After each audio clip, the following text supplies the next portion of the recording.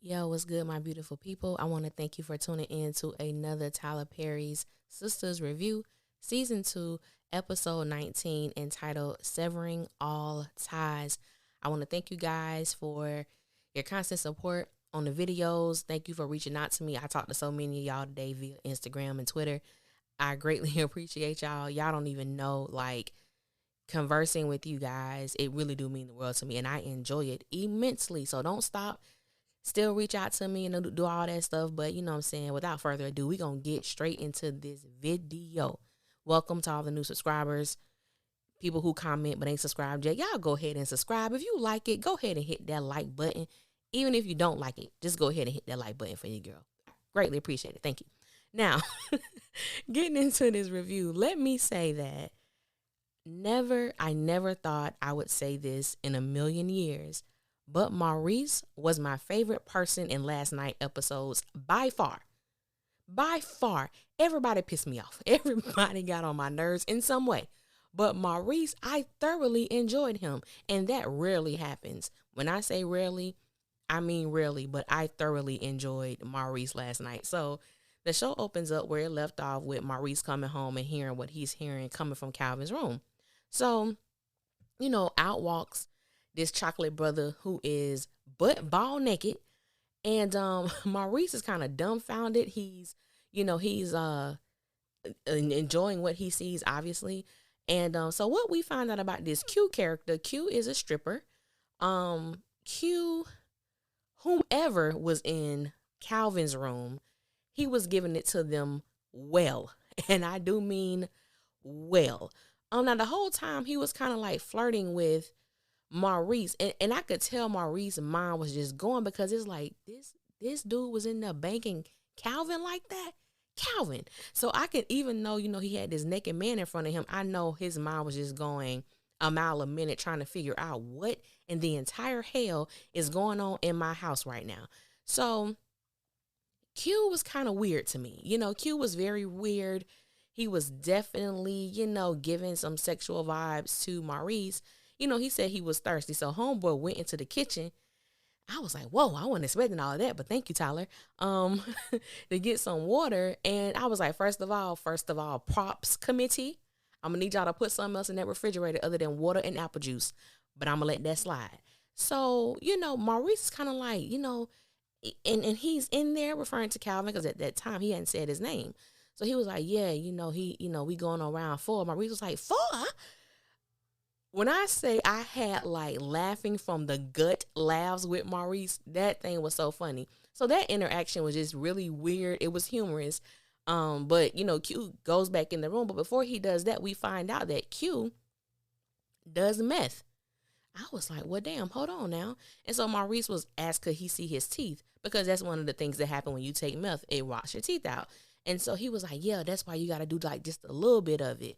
And I was like, could that have been why the traces of the drug didn't show up in Calvin's drug test? But I don't know, because see, Tyler playing with us, and I'm going to deal with that in a minute when it comes to this Calvin and his sexuality and all of that other good stuff. So Q takes his behind back in the room. Now, when Maurice started singing the alphabet, I lost it.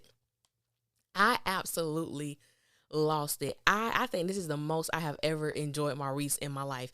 I was laughing so hard. That was just a funny scene.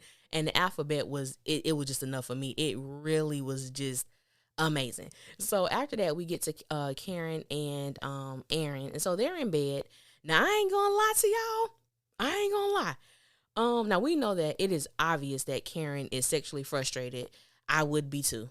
Now, I ain't gonna lie to y'all. I initially, when Karen leaned over to Aaron, I thought baby girl was about to go for what she know. Then I thought she was just finna say, F this. I know you're trying to be celibate, but I need it. I thought she was about to do that. But she did something totally different. And she grabbed the cover and she covered him up. So that woke him up. He was like, what you doing? It's hot. And she was like, yeah, it's getting hotter by the moment. And I couldn't do that. I am not built that way. I have my own thoughts about it, because I feel like in their situation, Aaron is getting exactly what he wants. He's getting he's getting the opportunity to spend time with this woman, to hold her, to be intimate, not in a sexual way, but to have intimate moments with Karen. Yet there's a part of her that she desires to be satisfied, and that's not happening. So I wonder, when you're in a situation like that, and if anybody has ever been in a situation like that, did you ever feel like you were kind of getting the short end of the stick? Like, I'm trying to be celibate because this is what he wants and I want to keep him around, or her, depending upon who it was happening to. I just couldn't do it. I could not do it. If I met a guy today and I was in a position to date him, if I was single, and he told me he was celibate, regardless of how attractive I thought he was, or how much I had an interest in him, I could not do it. I could not be with someone who's celibate, because I'm like, we can't do nothing. Nothing, not even. No, we can't do that. Nothing. Nah, dude, I can't do it. I can't do it. It's no point in wasting your time and me wasting my time. I'm not built like that at this point in my life. I just can't do it. But I admire Karen, because it wouldn't have been me. So, Aaron asked if he should go home, and she consistently tells him that no, she enjoys when he stays over. And so ultimately he went to go and sleep on the couch because it was much cooler in the open area anyway. So Karen goes to call Sabrina to let Sabrina know, or ask if she can meet her at her shop before she goes to work. So Sabrina, and this goes back to season 1 when Sabrina saw Andy in the hospital. Sabrina is like overly obsessed with making sure her friends are okay, almost to the point to where it makes me wonder, did Sabrina do something to the boyfriend in college? Like, of all the friends, Sabrina really do take me to the one that will pop a cap at somebody, Karen too. But Sabrina seems like she gets to that place before anybody. Like, she will literally snap on somebody. So, and they keep bringing that college thing up, and I just wish they would just tell us what the hell happened, because I'm so sick and tired of just hearing about what happened in college, and y'all ain't telling us nothing other than the fact that Andy, old boyfriend, broke her ribs. We know this. What did y'all do to him? You know what I'm saying? What did y'all do? But anyway, so she says that she'll meet her. Aaron overhears as he's going to the restroom, and he was like, he had to pee. And so he was asking Karen, like, do she think that was a good idea? The girls involved. And she was like, yeah, I know how we do. Like, that's my crew. We know. And he was like, yeah, you know your girls or whatever. And so she was like, I thought you said you had to go. So she said, I thought you were going to be asleep. But she looked like she had some hope in her eyes that maybe he changed his mind and was going to come and put it down. Hell no. He was like, yeah, I do got to pee. She said, well, go ahead. Shit. Like, that ain't helping me. So that was a cute little scene. And she was just like, just, you can't be standing there looking all good, staring at me and shit. And so he was like, how am I looking at you? I said, see, Aaron, you playing. You playing. When Karen told him to run, it wouldn't have been, I would have been all over him. And I don't want to feel like I'm taking something from someone. I could not do that. I don't play with fire. You can't look that good and be in my presence at nighttime. You looking like that, no shirt on, and expect me to behave? No, sir. Not Alicia. I ain't built that way. We doing something. You gonna be doing something. Something gonna get done. In the words of Chris Brown, something gonna get done. So that was the end with that. I did not think this day would ever come, but it has. And I do not like Andy. I love her, but I can't stand that heifer. Like, I legit do not like her as a character. Andy is rude as hell. When Nicholas came, Nicholas was giving some great advice. You know what I'm saying? Well, if you want me to, destroy the flowers, why not just make it to where, Gary can't come here? Her whole demeanor changed. I know what I'm doing. I got myself. And he was like, I didn't mean to overstep. I just think you're a beautiful woman. You deserve to be treated better. Because everybody in the place knows everything that has happened for the most part with Andy and Gary as it pertains to her staying there. You've had several fights. You have had several arguments. These people know your business. So you trying to stay out of my damn business. Half of the whole place know your business. You live in an uppity area and everybody there talking about your black, silly ass. Stay out of your business. Well, if you didn't bring your business there, they wouldn't know. Same thing with Karen. Last week, I saw so many Karen need to stay out of Andy business. Karen need to stay out of Andy business. Oh, does she? Well, Karen wouldn't know Andy business if Andy didn't call and tell Karen all of her business. But that's neither here nor there. Moving on. I'm going to just stick with Andy. So Andy puts the ring on, and we all know that the ring got stuck. I laughed. I said, that's what her nasty ass get. The ring is stuck. He got her forever ring. Are those real? Is that a real thing? A forever ring that locks, and the only way you can open it is getting the husband's ring because that's the key? I would never want anything like that if that does exist. Some ain't right about that. So she can't get it off. She called the people, realized it was on there. She needed Gary's ring in order to get that off her finger. So as she's going to work, she calls Gary. So Gary acts like his ass is in shock that Andy put the ring on. I'm like, shut up. Number one, we're women. That's what we do. You knew damn well that girl was going to try that ring on. Who wouldn't? You know she was going to try it on. You knew it was going to get locked on her finger, and you acting all damn surprised. I said, see, Gary, even in the ring selection, you're manipulative. You're controlling. You get her a forever ring that she needs you to unlock it? No, ma'am. No, sir. That's amongst of what we already know of Gary, that was just next level. So he was like, he'll meet her at her job. He can have Fatima come. I'm like, how y'all put Fatima in the middle of this? But anyway, so when Andy gets out of parking her car in the garage, Jasmine appears. Y'all don't know how happy I was to see Jasmine. I don't even like Jasmine, but I was so happy to see her. I was like, yes, Jasmine. Thank you. You're my saving grace right now to come and save us from these drawn out, long ass storylines. Thank you. Add some stuff up in here because I'm getting sick of this whole cast, to be honest. So I'm like, thank you, Jasmine. Jasmine's like, we finna whoop your ass, B. I was like, well, dang. I didn't know she was finna jump her, but you know, hell, I'm here for it. I'm here for it. So someone messaged me today and it was like, if Andy was your friend, would you help her? I said, hell no. Let her ass get jumped. Beat her ass. I'm all for Jasmine beating Andy ass. You know why? Jasmine owe her one anyway. I don't care what was going on between Jasmine and Gary. That was her husband. And you continue to sleep with him for 6 to 8 months, even when you found out Jasmine was his wife. Jasmine, rock the bells on that hoe. Beat her ass. I am all here for it. I really, now you ain't got to jump her. Now don't jump her.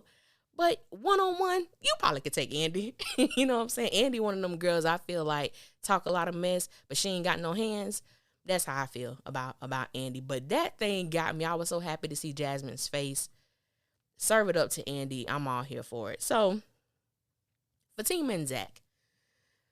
Oh, they get on my nerves. Fatima and Zach. So yet again, we see a scene with them two coming to the end of one of their many sexcapades. Yet again, Zach brings up Karen. Yet again, Fatima is so oblivious and blinded by, I guess, the perfection of Zach's penis that she is completely, or I ain't gonna say she refuses to see that this man is still in love with his ex.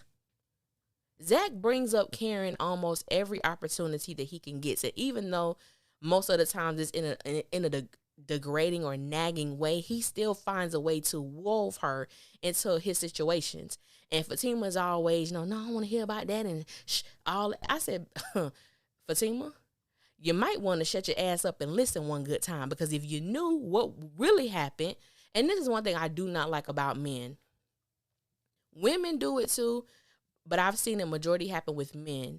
When you get hurt by someone, or when you're still in your fit, not saying all men, because there's some men who listen to me and I converse with you guys and I respect you. So I'm not talking about, hell, I don't know. I was finna say I ain't talking about y'all, but y'all ass probably done did it too. I don't know. But I'm just saying, I know a lot of men who do that. When you're hurt and you haven't gotten over your ex, and when you get into a new situation, what you do is you make that ex look bad. You make another woman, because when Fatima made the statement with like, she don't know, she's a fool because she didn't know what she had. I'm like, Trick, you the fool. Fatima, you're the fool. I've read so many comments on these Facebook posts, and they was like, well, I know Fatima's flaw is going to come out soon. Right now, we don't know what's wrong with her. I said, y'all don't know what's wrong with Fatima? You don't know what's wrong with Fatima. So meeting a man and bailing him out of jail the first time you've met him, that's good? That's not a problem? Sleeping with the man without a condom who you don't even know like that. That's not a problem. Doing everything you can to get him out of jail the second time. That's not a problem. Getting him the company. I can go on and on and on and on about Fatima's problem. Fatima's issue is men. Fatima issue is men. Now, initially, I was on the same page as everybody else. I thought that Fatima was just, playing with Zach. But the more and the longer the show went on, I was like, oh, no. Fatima likes Zach. Fatima likes Zach. And I said, and if you go back and listen to my reviews, I continue to say Fatima's going to get hurt in the end. Fatima going to be the one with the hurt feelings because Zach is not over caring. He's not over caring. Now, I'm going to do a video. It's going to come out a little later today, tonight. And I'm going to be talking about or playing with the possibility of Fatima and Aaron being rebounds. Now, let me just say this. No, I do not believe that Aaron is a rebound. Not at all. Nothing about him and Karen's situation displays nor describes what a rebound is. Fatima, on the other hand, Fatima has rebound written all over her. And Zach has spelled rebound all in her. But I'm going to save that. Y'all got to listen to the next video. So I'm looking at them and, she's telling him she's never felt this way about anybody before. But even in that conversation, it was about sex initially. And then, Zach says like, are you getting serious? Like, what's going on? And she was like, I don't know yet. And he was like, oh, like, it's about you. Like, I'm in your bed butt naked. But basically, like, you hold all the cards whether or not we're serious. And let me tell y'all, so I'm jumping around. Let me tell y'all just how much of a trash ass man Zach is. And people wonder why I don't like him. How the hell you have sex with Fatima? No condom again. How the hell you have sex with Fatima? And then within the same day, you crying your fake ass crocodile tears to Karen, telling her that I've always loved you, I love you, and it hurt me, Karen. It hurt me that you think I would steal from you, I love you. Lord, if I don't see a tear fall from one of Zach's eyes, I'm going to scream. I'm going to scream. I'm like, DeVal, get in the pocket, my bro. Get in the pocket, my dude. I need you to bring this character to life. I'm getting tired of you doing this easy mess. Karen, how could you do this to me? You know I wouldn't steal from you. I love you. I'm like, what the hell? Wait a minute. You're out here confessing your love and crying to Karen when you've been slipping and sliding in between somebody else's legs. Trash ass. Now, what I find to be most funny is that so many people are mad at Zach all of a sudden. If Zach have sex with Karen, oh my God, how could Zach have sex with Karen after everything that Fatima has done for him? How could he have sex with Karen after everything that Fatima has done for him? Fatima has known Zach less than a month, and we see the things that she has done for him. I will give people that she's done a hell of a lot for somebody who ain't showing her the same thing in return. Now, think about being with him for 3 years, which was the duration of his relationship with Karen. Now, I know there are a lot of people who don't like Karen, and you have every right not to like who you don't like. But one thing you can't do is say, for 3 years, she talked down on him. And I see that all the time. It's like, come on, y'all know damn well Karen and Zach's relationship, I guarantee, started off like we see with him and Fatima. Sexing all the time, not really talking about anything deep. It's surface at the moment. It's what happens. But when you have been dogged out, when you feel that your significant other is not reaching their full potential, they're not helping you, they're not being the helpmeet that you need, it causes resentment. We're women, so we're not gonna act like it don't. And even for men, maybe it's the same way. If you feel like your woman isn't pulling her weight, those things begin to store up. And when the show came on, what we began to see was toward the ending of their relationship. I know that the love was still there. I personally don't believe that Karen is in love with Zach. I don't. If we break it down, which I'll do in the next video, we'll see those things, and we'll see how, to me, even when Zach was talking to Danny at the airport, if she want to be with the corny dude, she could be with the corny dude. I'm like, nigga, you the corny dude. Zach, you're corny as hell. You're the corny dude. But anyway, back to Fatima and Zach. They getting ready to go to the shower. they want to have sex again. I don't care. That's all they do. I can't. There's no substance to them. And when people, I believe, really look at why they like them so much, it has nothing to do with substance. People say, oh, Fatima is making him a better man. Nothing has changed about Zach. He is the same trash ass dude he's always been. But Zach is about getting his money. And if we be honest, he was motivated by Aaron to do that once he found out Aaron had money. But that's neither here nor there. That's neither here nor there. We gonna move on from them because I ain't really got nothing to say for them. So the scene with Zach and Danny, what the hell do Danny be doing? Danny be looking like her body is contorting every time. Like, what is that? Like, she acts like she's on something heavier than weed. I'm like, what the? It's annoying. I'm like, anybody be paying attention to that? I'm like, what is Danny doing with her body right now? It's just, I don't understand it, but it's weird as hell. But basically, Danny was telling Zach that he should reach out to Karen and talk and try to clear this thing up. I'm not talking to her. Zach has a temper tantrum every damn episode, okay? I can't take it. He just annoys the hell out of me. God. But I did agree with that. Like, yeah, you need to talk to her. You need to find out what happened. Why does she even think you did this? You know what I'm saying? So I did agree with Danny in that moment. But it was like, you know, Zach had this chip on his shoulder about Karen trying to destroy him. And my thing is, I think you know her better than that to think that she would do something like that to you. So some people were asking, like, well, where was the evidence? Where was this? Where was this? The evidence is the statement. It had his name on it. Now, unlike Karen, I would have waited to get footage, but she did not. But based on what she received from her financial institution, all signs and fingers pointed to Zach. So I can understand that. But Zach was just doing way too much for me. So going to the bank, let's go. No, I'm going ahead of myself. Let's get to Karen when Danny and Sabrina came to the salon. Danny was the MVP in that moment for me because Danny, she wasn't really saying too much. And she was like, hell, I mean, leave her alone. There's nothing that we can say to change her mind right now. It's like talking to a brick wall. And they was all, you know, Sabrina was all rah-rah. We got to do an intervention or something. Intervene to do what? Let Andy do what Andy want to do. Like Andy told them, I'm grown. I don't need y'all to do nothing for me. I got this. Then, baby, handle it. Take it. When Gary do something, when Jasmine beat your ass, don't call them because you got it, sis, right? You got it. So get it. Anyway, that was all pretty much with that scene. They trying to do some kind of intervention to go to Andy's house. It's a waste of their time. I just feel like they should all have a good day and leave her to do whatever she wants to do. So at the bank, that whole scene with Jacoby and Maurice was so funny.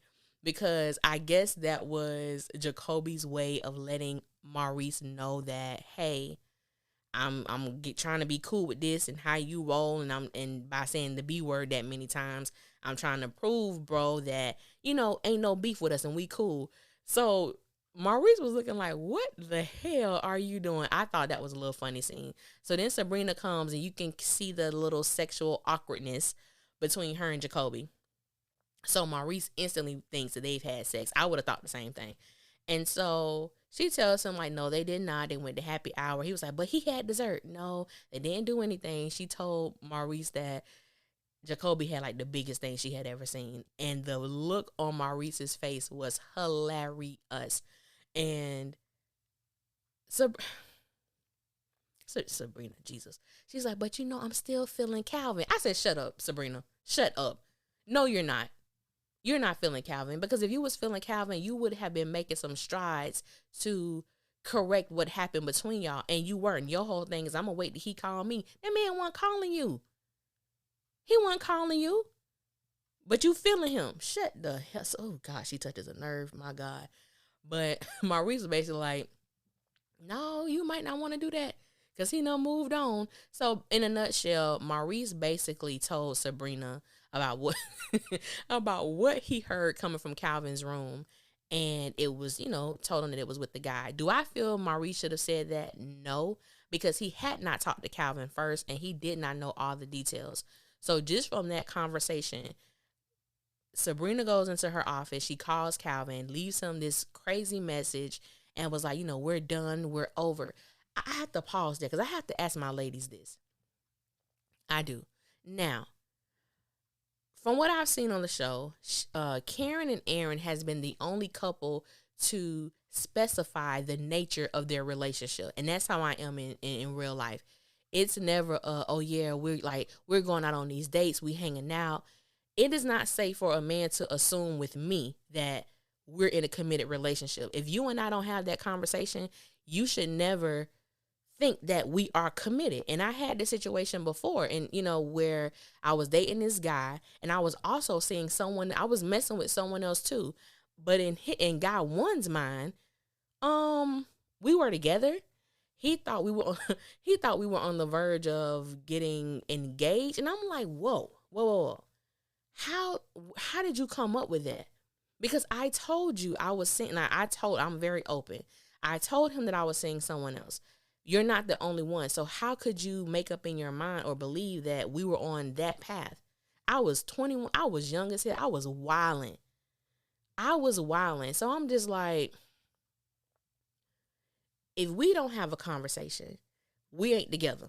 That's pretty much it. If we don't have a conversation about, I do believe that, I want us to be committed to each other, and seeing how both parties feel about that. Karen and Aaron are the only ones who have made it clear that, we're getting to know each other. We know we're not committed. You know what I'm saying? They're the only ones. Everybody else just kind of like automatically assumes, and I know I've stated this before, people just automatically assume that we're together. And I dated a guy literally for like 6 months.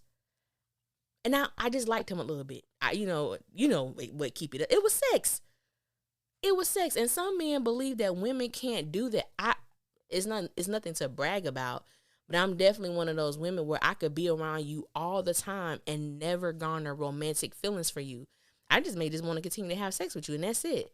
So I'm like, it's always best, in my opinion, to have that conversation so no one is under the impression that something is going on within y'all relationship that isn't serious. You know what I'm saying? So anyway, I'm like, Sabrina, you and Calvin went together, and you have constantly, since season 1, episode 2, there has been a constant thing about Calvin's sexuality.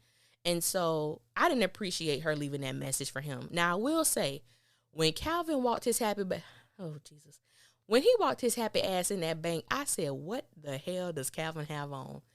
I love that peach color, but not on him and not with that shirt. I was like, wait a minute.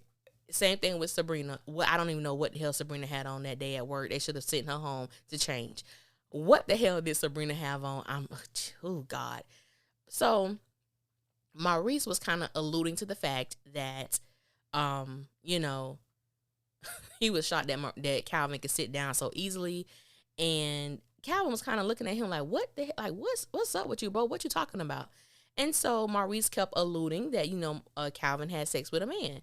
And Calvin was just like, wait a minute, don't tell me you told Sabrina about that. And as soon as he was talking about it, Sabrina was coming in. And I was just like, oh my God, what is about to happen? So this is the issue. I have a lot of issues with Tyler, but this is one. Tyler consistently plays with us as if we're dumb. So now it's almost like, oh, Calvin wasn't there. It was someone else having sex with Q in the room. Well, damn it, who was it? Who has access to Maurice's house and knew to go into Calvin's room? Like, I do understand the way that Tyler writes. For me, The Old House of Pain was like one of my favorite shows. The Old House of Pain is my favorite show by Tyler. Sistas is a very, very close second. I absolutely love the show. But there are certain things, well, Tyler didn't write The Old House of Pain. That's why. He only directed and produced. He was not a writer. He was a writer on this new stuff that's out, and that's why it's garbage. But I didn't mean to say that. I did mean to say that. But that's why it's not as good. That sounds more better. But with Sisters, there's just certain things. I don't believe this show, it can be so amazing. It doesn't need all those twists and turns and these unexpected revelations. It's just like, just write the content. Just write the content. You don't have to do that with this show. I don't watch any of his other shows.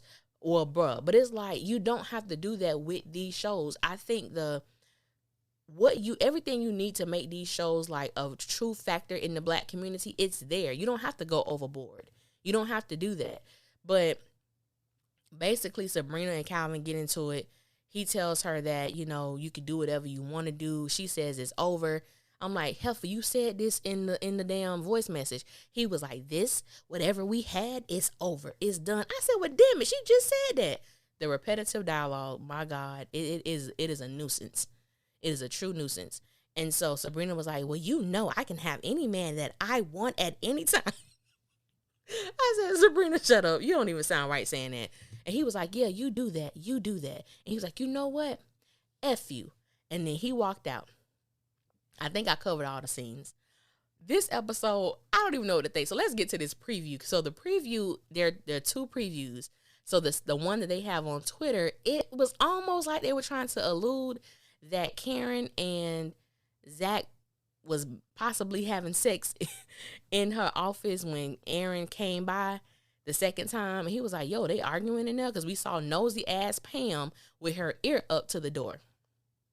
I said, now, Lord, I really hope that Karen and Zach are not in there having sex, because it will be a true disappointment to me as a viewer. And one of the things that, and I'm going to end it with this, and then I'm going to do the next video.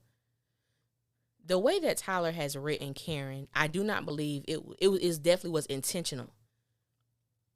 Even the placements of the scenes with Fatima and Zach, it was very intentional that he wrote them as like sex buddies. Like, this is what y'all do.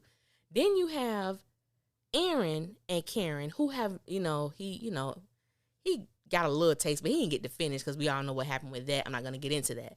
And so it would be a disappointment to see him build this character and in the way that she was changing and things like that, to go back to Zach, to do something with Zach.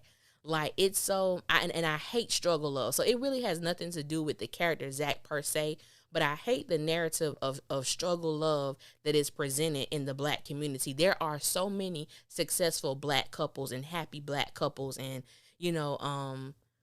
upright and upstanding and faithful and committed couples. And the fact that we're watching a show where you have 36-year-old women and none of them are really, well, I guess we could say Danny, but that ain't as tight as I think it could be. But anyway, it's sad. Like, that's the one big disappointment I have with this show, is that it does not foster or demonstrate healthy relationships. And I think that's sad.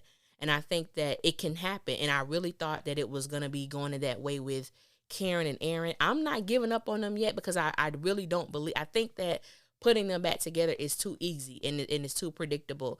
But I do understand why the narrative is, or people believe that that's what's going to happen, because there's a possibility it could. I always say, this is Tyler Perry we talking about. And sometimes Tyler does not write with logic. I don't know what the hell he be writing with, but it ain't logic half the time. But but we will see, because I got a lot of questions about that. Like, would I be disappointed? And I really would. I would, for the simple fact that I enjoy seeing Karen and Aaron together. But I also know that Karen wants some. That lady done been through a lot. She ain't been able to bust not one time. So I understand her frustration. I do. And if she did have sex with Zach, does Aaron have the right to be mad? Even though he did state that he knew they weren't committed, if Karen did have sex with someone, that he would be upset. But it wouldn't stop him, because he knows what he's bringing to the table, and whoever the other man is wouldn't stand a chance. So he's very confident. I don't think Aaron, and I think Aaron said that because he probably felt that Karen would fall, that she wouldn't be able to hold out until marriage. That's a lot to ask for somebody, to hold out until marriage, when, this person has been having a very healthy sexual, appetite that has been fulfilled by her past lover, in her previous relationship. So that's very challenging to ask someone to hold out for you when you don't even know when you may be to the place to remarry again. Or see, I couldn't do it. But do y'all think, how do y'all think, just hypothetically, if Karen and Zach did have sex, how do you think Aaron would respond? Now, there's a difference, because if Aaron busts that door down and see them in the act, I think I'll be done with you. I think I'll be done with you. I had an experience like that, dog. Ooh, it was a dagger to my heart. It was a dagger to my heart. I'm gonna tell this story. I'm gonna just tell a little bit. So, but it was an ex. It wasn't even somebody I was with at the time. But he was that ex that was so special, and that was kind of like maybe always something there with y'all. But not nothing deep, but just a silence knowing that I got you for life. I got you for life. And we was at a party, Lord, and I saw him go into the room with the girl, and I told my homegirl, I was like, go in the room and see what they end up doing, because I didn't want to see it. I just didn't want to see it. When my homegirl walked in the room and flipped the light on, her face was like, she opened her mouth and just stuck like that, and I was like, oh my God. So when I walked in the room, he was taking himself out of her. You want to talk about, now we friends now. We've always been friends, so we're good now. But there was a time that if I saw him, it was like, on sight, my dude, on sight, my guy, and it was just, oh, that was so hurtful. And so I can't imagine, and I didn't even have like feelings for him in that way. It was like he was just special to me. So I can't imagine Aaron walking in on this woman who I believe he's in love with her damn ex. Woo! What would y'all do? Y'all remember that show? What would you do? What would you do? I'm interested. Let me know if anybody had a story like that where you walked in on your ex, or you had, oh Jesus, with someone else. How did you respond? I kept it cute and classy. I didn't cuss him out or nothing. My homegirl, because she knew how much he meant to me, my homegirl tried to kill him. Like, she grabbed a bat. She was, it was a movie. It was a movie, but I'm gonna leave y'all with that so I can get on to record this next video. And I will holler at y'all later. Y'all be safe out there. One.